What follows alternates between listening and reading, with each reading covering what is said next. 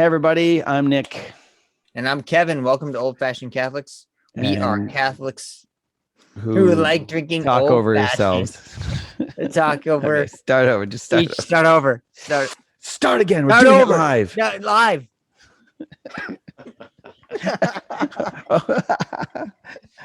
Nick's at the end of his first drink. We waited a long time.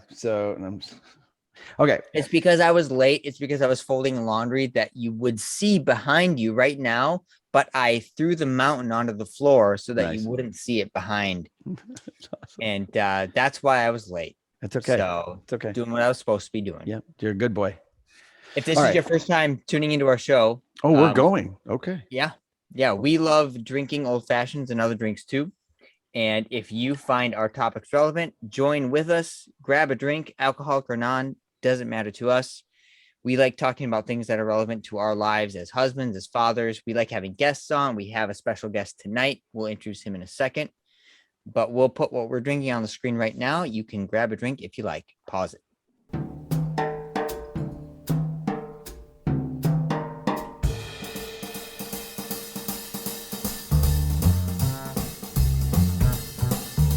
Welcome back. We are excited to have this guy on. We've been trying to get him on a whole bunch of times. And the only thing I would say two things by way of introduction, this guy does a lot of accents. And the first time I ever saw him, he was a seminarian, and it was at Camp Survive in the Diocese of Duluth. And I walked over the hill to see the tent, and this guy was speaking, and I think he was giving a testimony. And I was like, who's this guy? And they're like, oh, that's Anthony Craig. And I was like, is he from the East Coast or what? He's got an accent. And they're like, what? It's like, yeah, he sounds like he's from Boston or something. And I don't know if you were doing an accent or you didn't know you were doing one, but it was just what you were doing. Because you were like talking to the kids. You're like, you got to get, it's encouraging. You got to get in your faith, guys. You got to do this. All right. And I was like, what? He's from Minnesota. And that's the first time I ever saw you. And I was like, that's okay. Okay.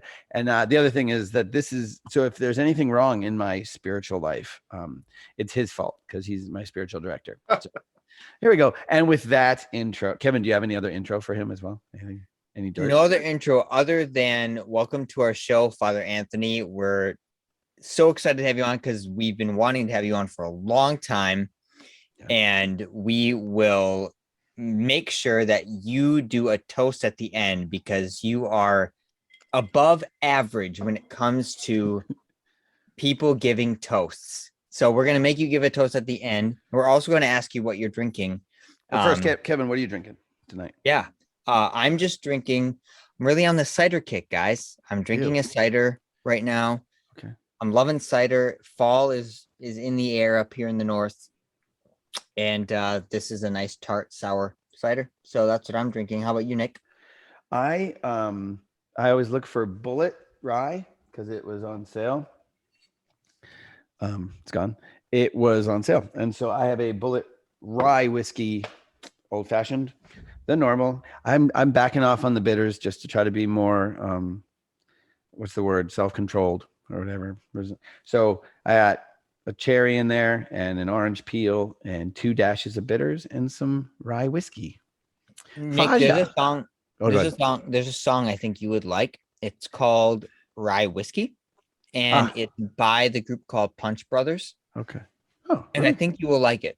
The lead singer of Punch Brothers is also one of the lead singers of one of my favorite bands of all time, Nickel Creek.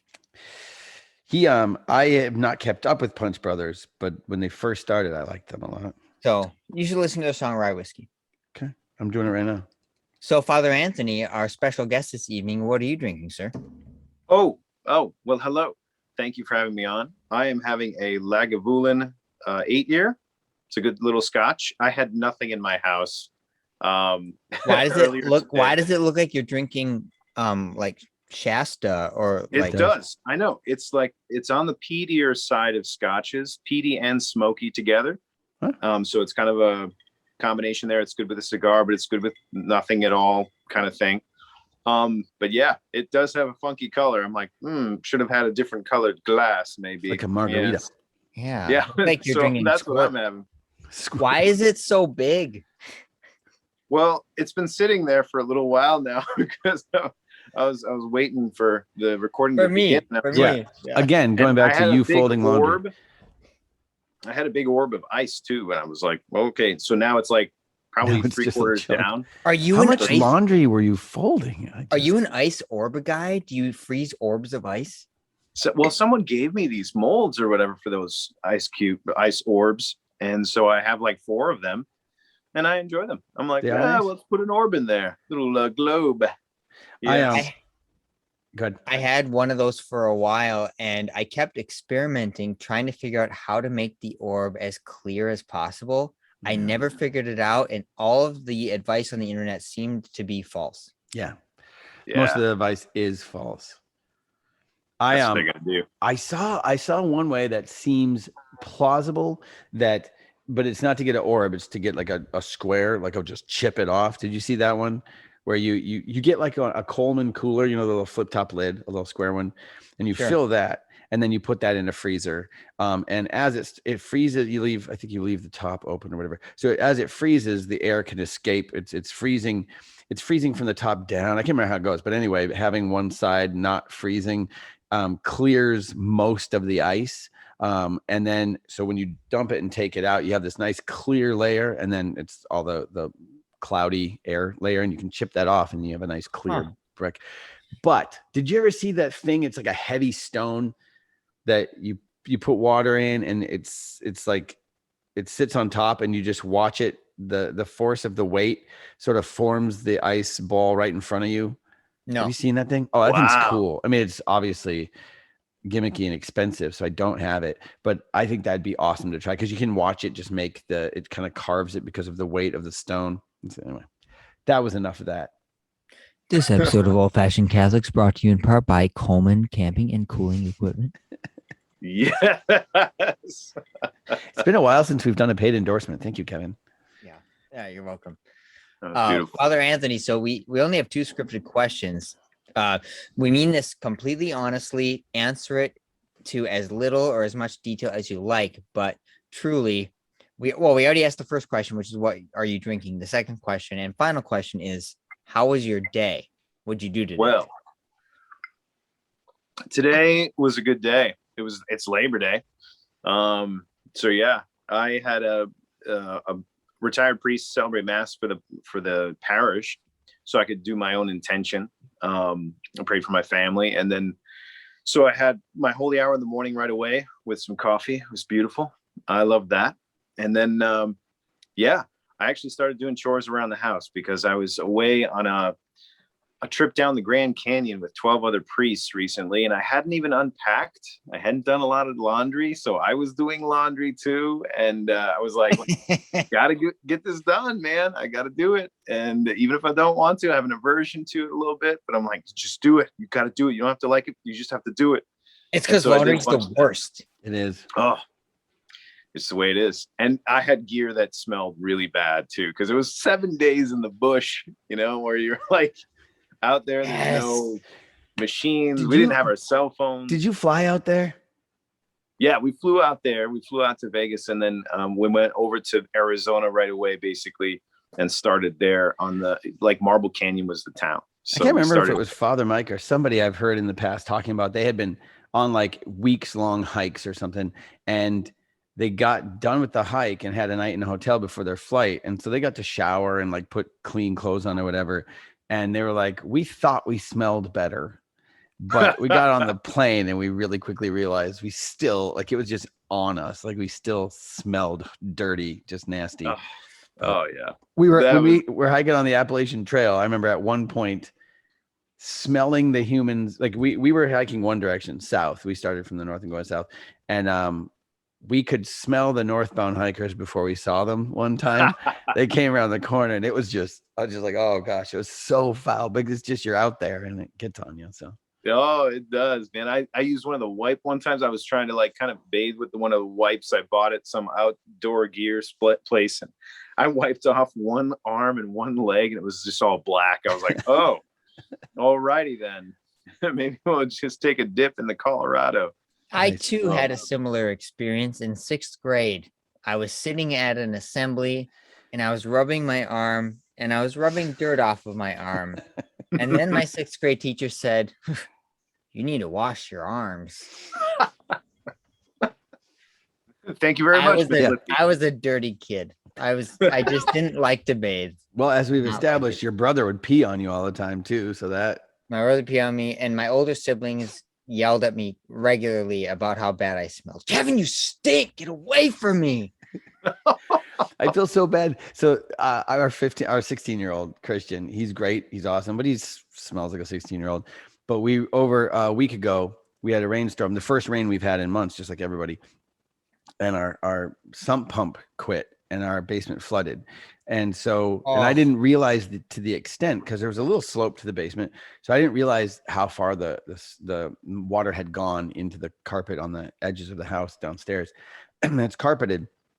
And at one point, Christian was laying on the couch, and I walked by and was like, "Oh, Christian, I'm not trying to be mean. You smell so bad. You smell so bad, Christian. You smell. It's disgusting. You smell like my dad's armpits when he would come home from work at the warehouse. And I need you to go shower." And he was like sort of mortified. And it was the carpet. It wasn't him. I found out later. I had shamed him, and it was our whole house smells like my dad's armpits. I feel so bad. You're still mustering up the courage to tell him that you're sorry. No, I never apologize. But anyway, so you had a good day, Father. Yeah. So you start with your holy hour, your special, you can do your intention. You had your holy hour, and then you cleaned and did laundry, and then from there, here we are. Here we are. No, it was a good day. I got to read a little bit even. It was amazing. I was like, I read a whole chapter of that book. It was great. I'm reading Christendom to Apostolic Mission. And it's great We've talked stuff. extensively about that book on here. Is that Pope Benedict? No. It's University of Mary. University of Mary, sort of an invisible author, it seems, but it's really good. Yeah, that's and the then book. Oh, good. Yeah. Oh, and then I went to Josh and Leah Jacobson's house, so I got to hang out with them a little bit before the filming over here. So it was a good day of this show, Josh and Leah Jacobson. They were saying that, and they loved it. They were like, "Oh, no way!" So I had a little scotch with them. That was nice. And it's been a good day. I feel almost like uneasy though. There's a lot of emails waiting for me, so I can feel that too. But I'm like, well, I'm gonna get that in the morning. There's only so much one can do. Our Mondays usually. Go ahead. No, come on, Nick. You always do that. Go ahead. I was just gonna say you have a lot going on at your parish, and I wanted to just touch base with you on what has it been like being at a parish with an insane amount of families with young kids and growing and vibrant and all these activities going on, and just kind of entering into this situation. You guys are building a church and all sorts of stuff. What is it like? I mean, how's it been going? It's wild. Thanks for the question. But I love it. I just love it. I love all the families. They're wonderful families, and they're doing the right thing with their kids. They're teaching them how to pray. I hear confessions every day before daily mass. Okay. They're in the box. And then on the weekends, several periods, and the one in the morning on Saturday is sometimes I hear confessions for 2 hours on Saturday mornings instead of just one that's scheduled for. And I never sit around waiting. There's the people believe in the power of the sacraments. And I'm blown away by it. I love it. It's exhausting, but I love it. It's one of those things. We had like 100 kids that totus tuus. I mean, it was 96 kids. And from your area? Just yeah. Which is rural. Like you're not in a big metropolis. No, we're in Crosby, Minnesota. I mean, it's a small town. And we got 2 fire trucks to come out. And then Deacon Scott and myself, we just laced into these kids with all this water from the fire trucks. It was awesome. Have you ever seen the Weird Al movie UHF? Did you see that? Yes. Okay. So I showed some clips to my kids. I haven't had time to show the whole movie, but you get to find the marble in the oatmeal, and then whoever finds the marble in the oatmeal gets to drink from the fire hose. And then they put the kid on a rocking horse on wheels, and they put him right in front of it and just turn it on, and the kid just blasts across the room. And it's one of my kids' favorite scenes. Yeah, that's next year. Next year, totus tuus. They get to drink from the fire hose. Oh, it's so good. It's so much fun.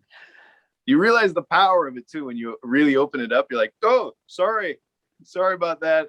That's cool. You can get up now. Whoops.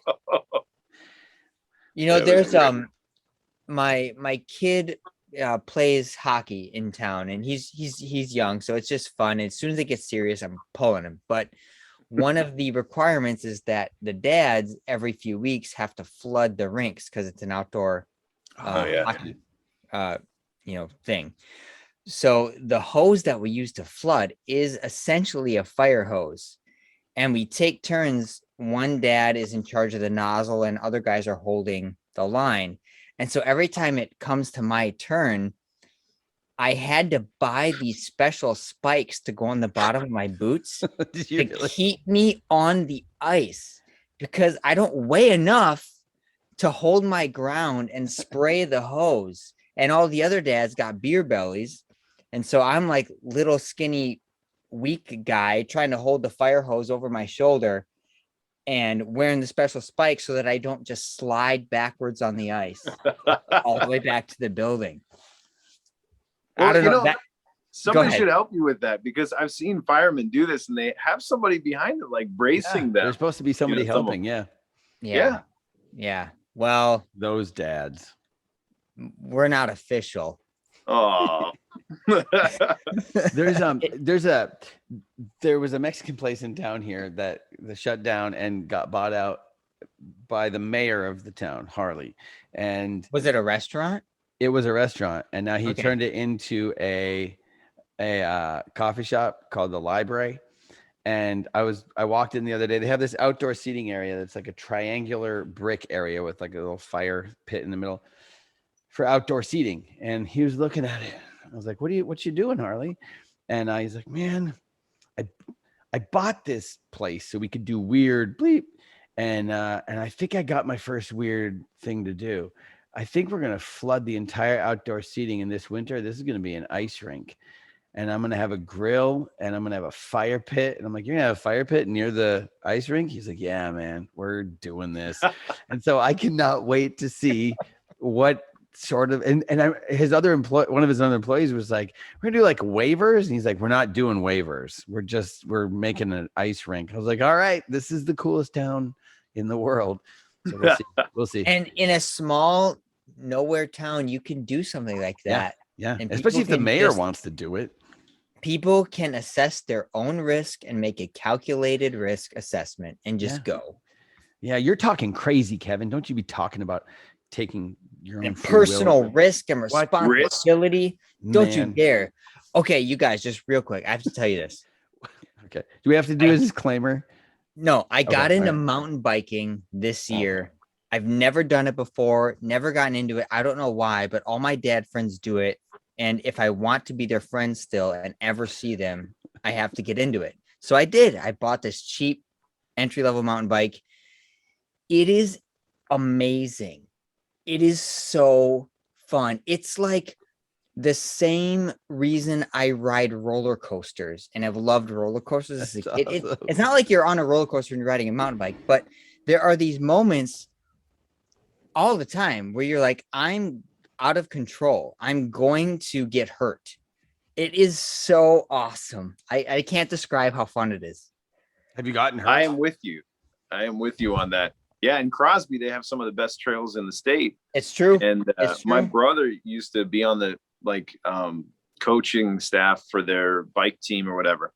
And so he showed me around the trails here, and I was blown away. It's exactly that which you described. It was like, this is like roller coasters, because they reinforce these berms and you're just going down like a bobsled chute down a route. It's awesome. It taps into very specific childhood memories and feelings that I have of like being a kid with my friends on our bikes, just trying stupid stuff out on the street. Like it just taps into that. And I don't know what it is. You're right though. It's just, there's something just really magical about it. Yeah. That area, where you're at, Crosby, Minnesota, it's a destination. People travel to go. I remember Leah Jacobson saying like people come from all over the country and some all over the world to ride mountain bikes there. I guess you don't call it ride mountain bike, just mountain bike. But to ride the Riding bikes To ride their mountain bicycles down up and the down hills. rails. Oh. I don't know. Exactly. Oh my gosh. Okay, could we shift gears for a second? I don't know. Do we need a disclaimer? No disclaimer. Okay. It's going to get serious. Oh, So, Father Anthony, Yes. obviously we love to laugh and have fun, but we are in a time where our church is in a huge mess. There's a lot going on and things have kind of compounded. So I wanted to maybe just hear your thoughts on what do you see Catholic families doing moving forward? Like, how do we move forward day to day with the way things are right now? Like, what are you telling the families that come to you for counsel or for questions about where do we go from here? How do we keep the faith in our family? How do we navigate the tumult in the church, if you will? Yeah. No, this comes up a lot these days. Yeah. I go back to a few like strong principles still, personally, before I give advice in particular circumstances, because each person that comes to me for advice, it's going to be something specific and with a specific problem. So we kind of go case by case with those things. But like some of the principles is, all right, well, the church is of divine origin. So I'm happy to know that she is she's been brought to her knees though, in all these things that are going on in it. And it's very messy, as you said. What do you mean? What do you mean when you say the church has been brought to her knees? yeah. Well, there's lots of factors. Economically, she's not as lucrative anymore. She's lost a lot through lawsuits. She's lost a lot through just also like trust.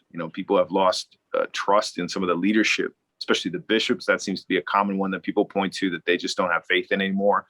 They don't have a lot of confidence in there. So in leadership there. In your experience or in your estimation, I can see people saying like, well, of course, because the bishop is like the figurehead, and of course you're going to blame the bishop. Or is there, in your opinion, is there some validity to people's distrust of the bishops at this, like right now? Again, you speak from your experience, but are the bishops a scapegoat, or is there valid reasons generally to distrust the bishops?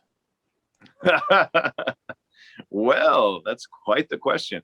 You can answer it politically correctly, and then I'll answer it. Yeah, again, this is a show. It's 11:20 p.m. and this is just us talking. So anybody listening, this is not a treatise on the faith. This is a holy priest just kind of talking. Yes, there's a lot to process in that question, really. I mean, I've lost confidence, we'll say, is what I'm going to say. I've lost confidence in a lot of the leadership, but it hasn't made me despondent or discouraged in still following the voice of the church when it matches with the faith. And it's been kind of a time where you've had to exert energy to see what's being said and how it matches with the faith. Whereas before, back in my, teen years, college, seminary years, I didn't have to make that match. I didn't have to discern those pieces because you could trust it so well. So yeah, I've lost confidence, but at the same time, I'm still resilient in the fact of God's will, to continue forward serving in the sacramental ministry, which I received through the bishop. So I'm so grateful for my bishop personally. So what this has done for me is made me look more at the local level and see what can be done there. Because in the end, I want to know what I can do to make things better. And that goes back to what Kevin asked you is, so locally, then what do you say? So, what are you preaching? I try to just calm people and have them really look at the Lord a lot more. The big thing through all this is to stay close to Jesus. I mean, to stay close to him is going to help us navigate the seas. And I have a big portrait of the Rembrandt Christ with the apostles at sea with this huge storm happening, around the ship. And it's in my office, and it's just a giant, thing. And I look at it a lot because there's just storms that we're going through. But there's several things to remember in a storm, right? I mean, the storm is a time of learning.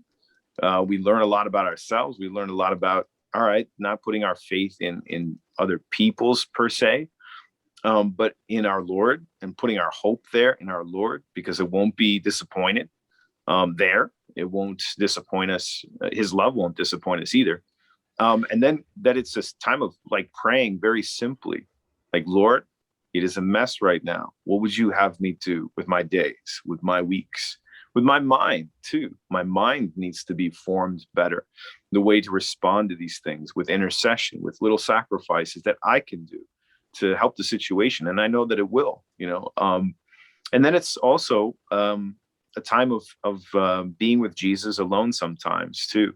St. Teresa of Avila said that her favorite mystery was the agony in the garden, because she said, there I get to have Jesus all to myself, and I get to enjoy him there. Really just driving the families back to the most basic things in living out their faith, the prayer life, the sacraments, and those are still available for them. And thank God for those things. We have to kind of train our minds to see what is still there and what is still available. And to intercede for the news stories and the articles that we see that are disturbing and are really messy. And you look at it and you go, wow, things look like they're collapsing in different ways. But St. Jose Maria says, don't fear those situations, because remember, nothing is collapsing, because God doesn't lose battles. He doesn't lose battles. So I know that the Holy Spirit is still in charge, and I still have a stubborn belief in all of that. And I know it too. So those things have helped me kind of guide people back to our Lord, have them bring it to him. Have you talked to the Lord about this, instead of just barking off to your neighbor about this thing, spreading this gossip about news stories that doesn't really help other people, but say, well, what can we do now? Because this addresses an issue maybe at the local level, how can we support priests if priests have been, going back on their vows, or been really just horrible. That just happened in our diocese. Yeah. And it just like kind of sends a shockwave where it's like, oh man, another one. My wife said to me, we got the announcement that one of the priests in our diocese is being laicized. And she goes, yeah, another one bites the dust. And I just go, man, that has to suck for all of his brother priests. And I'm sure it was difficult for him too. Go ahead, Nick. Oh, there's like 6 things. I can't hold more than one thing in my brain. First, number one. Number one. Is this, let's see. Can I share this? Can you see that? Not yet. Yeah. Yep. Is that the picture? That's the picture. Okay. That is phenomenal. I love that picture. That makes me want to study Rembrandt and understand that guy. Right. What a genius. Seriously. That's beyond anything. That's gorgeous. So there's that. You've mentioned, are we back to normal? Yep. Okay. You've mentioned Jose Maria, is it Escriva? Mm-hmm. Yeah. You've mentioned him so many times in my talking to you. You obviously have an affinity toward him. Care to elaborate at all on that? Oh yeah. No, the first time I encountered him was in college, and I never looked back.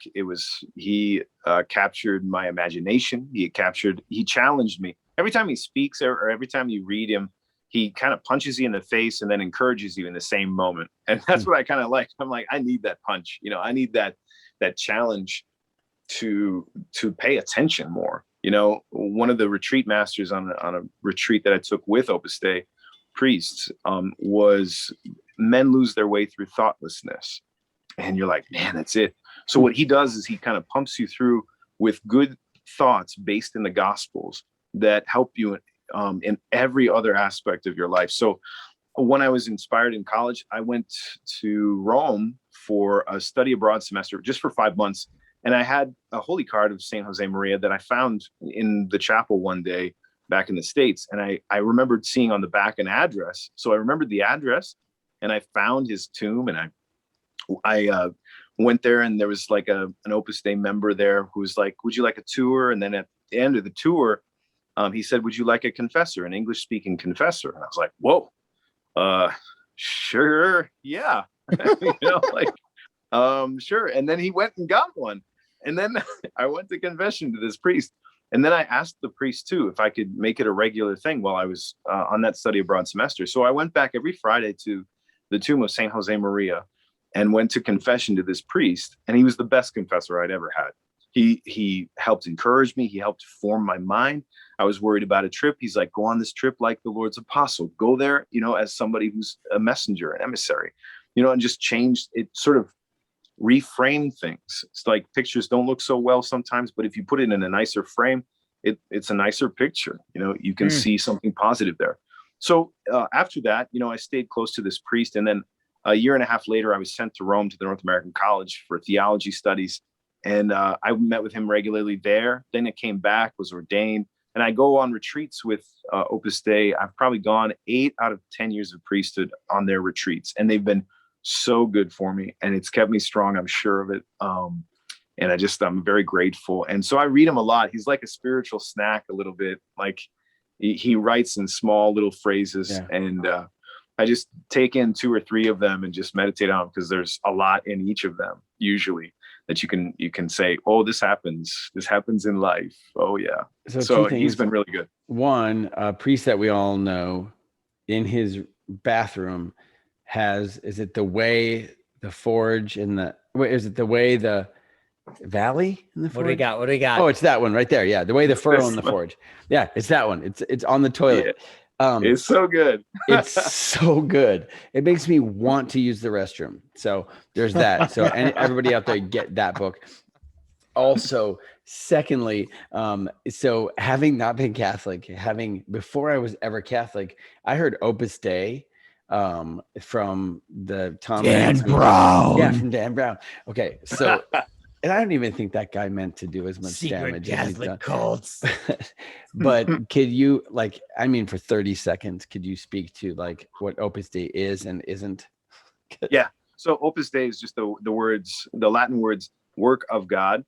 So Saint Jose Maria is nicknamed the Saint of Ordinary Life. He's the patron saint of ordinary life, because he was talking about the universal call to holiness for lay people, not just priests and nuns, but lay people as well, back in 1927. So he was far ahead of the Second Vatican Council that talked about it back in the 60s. So he was ahead of the curve in trying to form people in holiness. So what they do is they provide spiritual direction on how to really form somebody in whatever walk of life they are: truck driver, custodian, lawyer, doctor, how to be holy in that profession, what they can do in those professions to see how they can become holy through that sanctification of work. So they're really good. Are they an order? What are they? They are unique in the church because they're called a personal prelature. And so that doesn't exist anywhere else in the church as far as a status canonically. What does that mean, personal prelature? It means basically that they have a superior who functions much like the superior, and that's the prelate of Opus Dei. And he kind of looks like a bishop, like he wears a pectoral cross, a big gold cross or whatever. He's got a cassock, but he's not a bishop per se. He's just a prelate. But he has a lot of the offices and faculties that a bishop would have, and he's got a ring and stuff. But they function in the diocese that they work in. So there's one in downtown Austin, Texas. There's one in downtown Chicago where they take care of a parish, but they answer, of course, liturgically to the local bishop, but they really answer to the prelate. And what they do, they try to help the laity in any way they can in trying to set up, little circles where they can get together and do a reading and offer spiritual direction to them and things like that. But they also serve priests in that diocese. And there's a value in receiving outside help in your diocese from another priest who has a different source. And so those are some of the things that they do. Do they? Oh my gosh. You go. There's a value in receiving help as a priest from someone outside your diocese. That could not be more true. Oh, right yeah. Now. Oh, yeah. There's a value for a priest receiving help and accountability. Wow. Yeah. My spiritual Go directors, figure. I always ask for somebody outside. I do. I love my brother priests in my presbyterate, but I usually look to the outside for somebody because they offer perspective. They offer a fresh voice to the situations that we see. Yeah. Why is it set up in a way that all of our priests seem to be alone on islands in churches and rectories? Why is it set up that way? That doesn't seem to make any logical sense for Nick and I, who are married and have 100% accountability We at all never get times. to be alone, Father Anthony. We never get to be alone. I get to be 2 floors away from accountability at Yeah. any given time. Yeah, right. Well, when you put it that way, it makes a lot of sense. But yeah, it's true. Like, Why is it set up this way? Well, it wasn't originally intended this way. It became the case as of late, as of the last 40 years. The last 30 or 40 years, guys have been in their parishes by themselves. Before that, there were 2 or 3 in each parish. They had that. I've heard the stories now in these parishes I've come to. They're like, oh, we used to have Father so-and-so and Father so-and-so and Father so-and-so. Is that a priest shortage thing? Is that what it is? Like a vocation? Yeah, there's a little bit of that. Okay. Yeah, just the shrinkage of the numbers. I mean, shoot, our diocese 50 years ago had 120 priests. Today there are 43. So, a third of. So Vatican II came and was meant to address so many things involving evangelization in the modern world, the laity, and since then, all we've had is a number of priests go down. I'm not saying Vatican II is invalid, because it is, but yeah, why is the trajectory? If you're a data person, you're looking at the data and saying the number of priests since 1963 gone straight down. The number of marriages gone straight down. The number of practicing Catholics gone straight down. The number of church closings gone way up. Like, all the numbers point to the same exact things. What's going on? Solve it right now, Father. No, don't solve it. Right, just give me some perspective. I'll plug these numbers into an algorithm and I'll get back to you. There we go. Yeah, that's right. No, so what we see the same thing, us young priests especially, but other priests see it as well. And we're looking at it kind of going, well, what must be done? A lot of it comes in our prayer life. Like, Lord, what do you want to do with this, with your church? How should we proceed? Where's the Holy Spirit taking us in this situation? What's starting to happen, thank God, is groups like the Companions of Christ in St. Paul. They live together, but they serve in parishes in the surrounding area where they live. So there's like 3 to a household, and that is ideal. When it's 2, it's a little tougher, but like, that's what we need to do now in the diocese around the world, really, is to create those environments where you have common life, a communality, where you have accountability, but also somebody who you can pray with. You can pray your breviary with. You're not just praying your breviary on your own. You're audibly now praying with someone else, listening to the Psalms and speaking the Psalms, not just speaking the Psalms. There's so much value in that common life. And I've been trying to work on that. And it's been slow going since we didn't have a bishop for a long time. Now we've had a new bishop for 3 months. He's open to it, which is good. I was just about to send my proposal in. I had 2 seminarians with me for the summer, and I loved having them around. It was wonderful, not just for accountability. I was like, no, I'm fine. I've adjusted well, but like, just to pray with them, to take care of someone else, to watch for their needs, to learn from them too. That's actually something to take a beat for anybody listening. Like, the idea of living in fraternity, living in community, it's not, we always think like, okay, for accountability, it's like, so the priest doesn't do all the bad things, but like, it's yes, absolutely. But I think it's so much more than that, because like Kevin and I, Kevin referenced being married. Like, the biggest benefit to being married isn't so that we don't do bad things. Like, it's so that we like live on the deeper level that we're made to as humans. And so like, I think it's important for people listening to understand that it's not just so a priest doesn't end up with a lawsuit someday, or like all this stuff that we hear in the news. it's that, but it's way deeper. So anyway, absolutely. Keep going. Yeah. It corresponds to the human needs. I mean, actually, when priests have left the priesthood, often it is not because of doctrinal issues that they have with the church. It's because of human formation. It's human aspects that are wounded or haven't been taken care of or got worse over time because they were alone. Things like that. It's their human formation. So there's human needs not being met in the current situation that has obviously shown its self to be bad fruit. So then what you need to do is create those households so that someone is heard. So there's like 7 basic human needs. I mean, I don't remember them all off the top of my head, but some of them is like just being safe, being heard, to feel loved, to feel accepted. I mean, these different things that are basic to us as humans. What if we lived in common, you would see those be filled out gradually over time as we get to know one another as housemates, as priests. We can encourage one another. They can be heard in processing what happened in the day. All those things. You can do that through a phone call, but there's so much more that happens personally, where there's a brother right there physically and listening to you and maybe offering advice. It's something happens there that doesn't happen in a phone call or a FaceTime thing. So it's the humanity that will be strengthened in that scenario. That must happen. It's must. I mean, my brother priests in our diocese they know what I think about the whole thing, and they know I've been pushing and know I've been nagging. I've done it for a short period of time, and then I got moved. So I'm like, all right, Lord, this is a battle, but that's okay. It's worth fighting.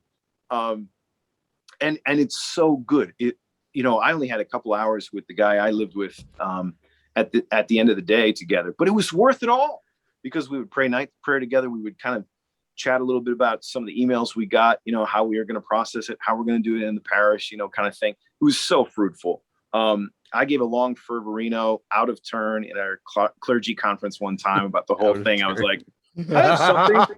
Bing. And I'm like, blah, blah, blah, blah, blah for like 5 some minutes. I don't know. It was supposed to be the speaker's time.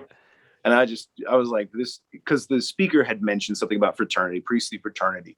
And all that's been way too light. It's been like fraternity light or fraternity. Like everything else in the church. Like, let's just keep it fluffy and light. Totally. No, dude, drives me up the wall. Because, I mean, if we want to be saints, and we do, we better, and actually we're called to be canonizable saints, not just like, I want to be nice, a nice person. Oh, okay. But if you want that sanctity, it will be a battle. You have to set up your environment such that will be encouraged and that you will stay on track and that you won't step out. You won't have periods of long, infidelity of some sort, that will be ensured, so to speak, and then encouraged. And then, of course, you still have to make your own personal choices every day. But you have to do what you can to create your own environment and then carry that environment with you wherever you go. If you move to another town, okay, let's try to set it up. Let's start to reach out to our brother priests in the area, see how they're feeling, open up the idea, do you want to live with me? Okay, fine. Maybe you don't. Can I live with you? Do you want to be my friend? Is that how you approach it? Hey. Do you want to live with me? Do you want to live with me at the house? Hey, do you want to move in together? Hey, do you want to? You should do a whole. Hey, Bobo, slow down, buddy. You could do a booklet on how not to approach living in community. We might have to create one of those. Who knows how it's going to go? Nick, but I think that's the way. That's the way forward, though. We're gonna write that booklet. Seriously. Hi, I'm Father Anthony. Would you like to live with me? Mm-hmm. The end. Check yes or no, and then we'll move from there. Oh my gosh! But that's the thing. I remember feeling so bad. I told Jason because you had talked about like you'd brought the issue up to the bishop, and then the bishop passed away, and you'd brought it up to tons of priests, and you had finally found you had gotten like semi-approval. And then you had a priest who was like, yeah, I'm up for it. And then you got moved, which is the way of the priest again. So you got moved. One of the things, it's so funny because I thought about that for you and I mentioned it to Jason, but also in general right now, because Kevin, like going off of your earlier question, like in so many ways, if the fit hasn't hit the shan yet, the fit is about to hit the shan. Like there's so many like fits and shans. There's so much going on. And lately I started to realize that, and it was all because of, and we've talked in so many episodes about Father Chizek and He Leadeth Me, and just the idea that if you have placed yourself in intimate friendship with Jesus, then the twists and turns that happen, they can't be, logically anyway, they can't be cause for dismay. They can't be cause for like a downturned eye or a downturned heart. They have, if it's true that God is who he is, and if it's true that you've placed yourself in his hands, then whatever turn comes, because Father Chizek, we've talked about, was in solitary for 5 years, and he was in a gulag camps for 17 years. And his outlook after that first year, for 16, 20 years, his outlook was, all right, today, God sent me today. It doesn't look like I would like it to, but God sent me today. And he's not getting me through it. He is sending me today. And so like, I thought about that with you. Like you had just gotten it going, the ball rolling on like, yes, community and priest accountability and all the good. And then it was like, boom, like, no, you didn't. You got to be moved. But I remember thinking that like, yeah, but at the same time, Father Anthony placed his trust in God, and this was what God sent him. Like God has sent that to you. Have you found yourself able to start gearing that up again in any way? Oh, the heck yeah. community. Oh yeah. Okay. Oh yeah. And not to compare you with Father Chizek, because you haven't been through shit yet. Yeah. Yeah. True. I have Pansy. not. I have a bed. It is nice. I have coffee in the morning, in a chair that's alert but comfortable. It's actually, yeah, one of the seminarians sat in my chair one day and he's like, this is really a alert chair. I'm like, yeah, I know. It keeps me from falling asleep when I'm praying. Straight back. But no, you're right to point that out, because you can be easily dismayed by that stuff, because you're like, oh man, it's not working out, like, oh shoot. And you have to fight through that, because that's an initial response to it. But I've remained strong and resilient in wanting it. It's something that's been placed in me since the beginning of the priesthood, because I had my first assignment with another priest and I thought it was awesome. I got along with him well, but I actually wanted a third person. I was like, I think we still could do this, better. It's not just like looking towards what's better, but say like, that would be awesome. Not just like that would be better. This would be awesome, wouldn't it? We'd learn from each other. There'd be 3 personalities, and if somebody leaves a dish in the sink, we know who that was. Like if it's just 2 of us, it's like, oh, that was him. It's like if there's 3 people, it's like, I don't know who that was. Let's put it away. It's like it eliminates some of that stuff. Anyways, the practicals, but it also is the Trinitarian model. It's 3. 3 is always better. And now I found myself blessed by the Lord by getting seminarians. I was about ready to move to a neighboring town with another priest who was open to it. And then I was called and said, there's 2 seminarians that will live with you this summer. And I was like, oh, all right, I guess I'll stay here then. So, and it was a wonderful summer. I loved it. But now I'm an empty nester now, Your fledglings have flown the nest.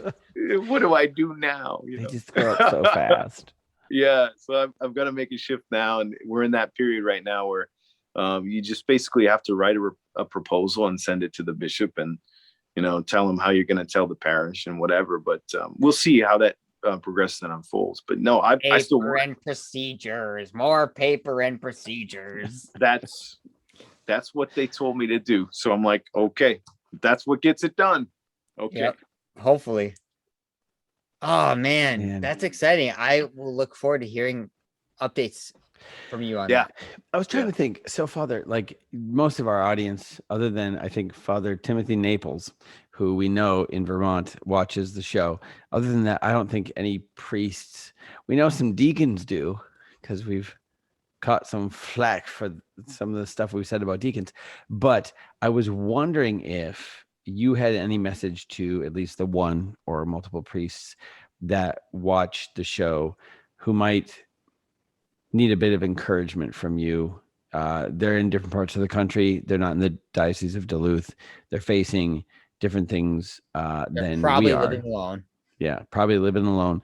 What are some of the things you would say to any priest who might watch the show, this episode?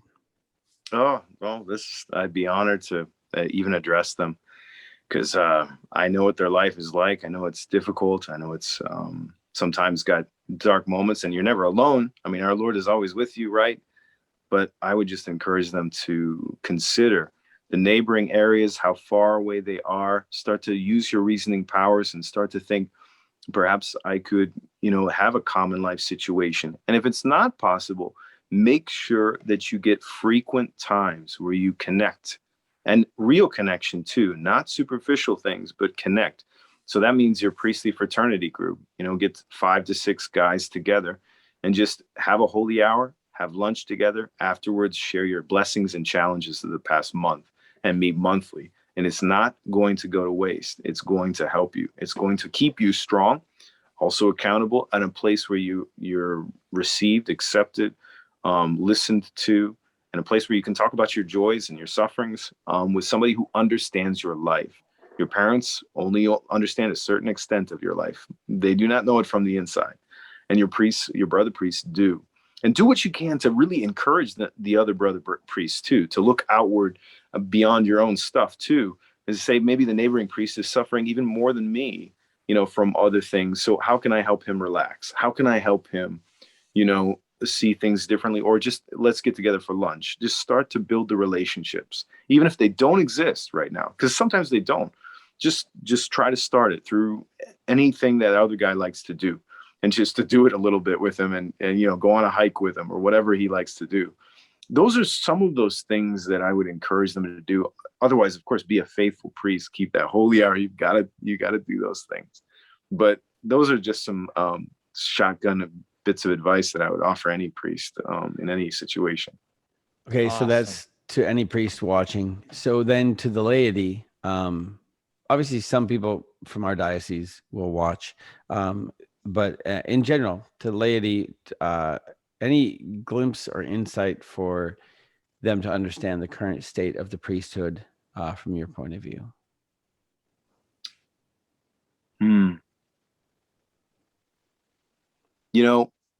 This, I know that there are some priests that don't, enjoy certain aspects of going out with a lot of parishioners, but I would spend more time with your parishioners, and so for priests, that would be a bit of advice, but for parishioners, invite your priest, or just to say little basic things to your priest, to let him know that he is recognized for even just a human being at times, just to say, how are you doing, Father? I remember I went for like a long period of time, almost 2 years, without somebody asking me that. One day, one guy asked me, and it like moved me. I was like, oh, I'm fine. I got Thanks the for feels. asking. Because everybody assumes you're doing fine, You're well, also though, I have to say this.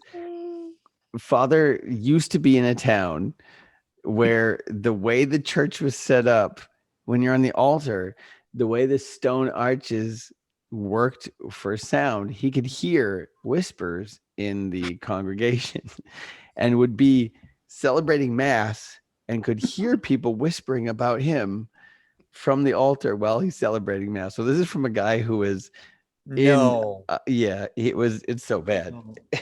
I won't say anything more. You can feel free, but basically this is from a guy who was quite alone in a lot of ways.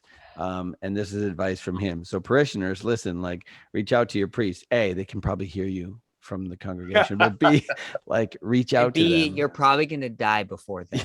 So you're going to need their help. You're on your way out. You really need them. Yeah, act accordingly. Yes. But yeah, and then just really affirm him in his priesthood, for parishioners to really affirm the priest in his priesthood, to really affirm his identity. Thank you for offering mass. Instead of some gripe about something that went badly, just tell him, thank you for mass. and move on. Just thank you for Mass, Father. That actually really encourages me. I have a couple of people that do that here, and just like, that's awesome. They're just grateful. They're not saying, Father, I couldn't hear you. Oh, I did all these different things. And you're like, oh man, Lord have mercy. Everything's wrong, isn't it? Oh, what? But if you just say, thank you for Mass, Father. I mean, actually in college seminary, our rector told us not to comment on the Mass for an entire hour after it ended, because he noticed the seminarians would make little nitpicky remarks. Seminarians can be, like that. And so he put a stop to it. He's like, no one's going to talk about it for a whole hour. And everyone obeyed him. And it was like really good for all of us just to reflect on how much we commented on everything so much. We were like little commentators behind our desks about everything we're experiencing, Yeah. But just to calm down and see what is given to you, and then to be grateful for it. The Eucharist, I mean, you just received the Eucharist. To kind of be cognizant of that fact alone can be enough to say, thank you, Father, for such a great gift. Mhm. Even if nothing happened great in the homily, it's like, you gave me the bread of life. I have now supernatural life in me, the life of Jesus existing in me. I cannot be more grateful. Just to kind of affirm him in his priesthood and to thank him for those things. Thank you for offering confessions, Father. I see that's on the calendar so much, and then to ask how his family's doing. That's actually a really good point of any fraternity or any group, is just to ask how somebody's family is. Because sometimes no one knows how the priest's family is doing, Right, but yeah. sometimes it's good to just ask, not in a nosy manner, but just how's your family doing? Yeah. Just keep it general. He can reveal whatever he wants, but Yeah, like you're to very do that. East Coast, so like say hello to your mother for me. Say hello to your yeah. mother for me. Yeah. Hey, how you doing? Say hi to your family. Yeah. Hey, she's a good egg. Yeah. She must have done something right with you. What? Must have. Yeah. Do right. you And have a? Oh, go ahead. No, yeah, go for it. What was it? It's all right. Toast time? Toast time. It is. It is. Praise the Lord. Well, let us toast to our Lord Jesus Christ with every given day. The bottom line is to fall more in love with him. And let's cheers to him, Savior of the world. Cheers. Cheers. Cheers. Salud.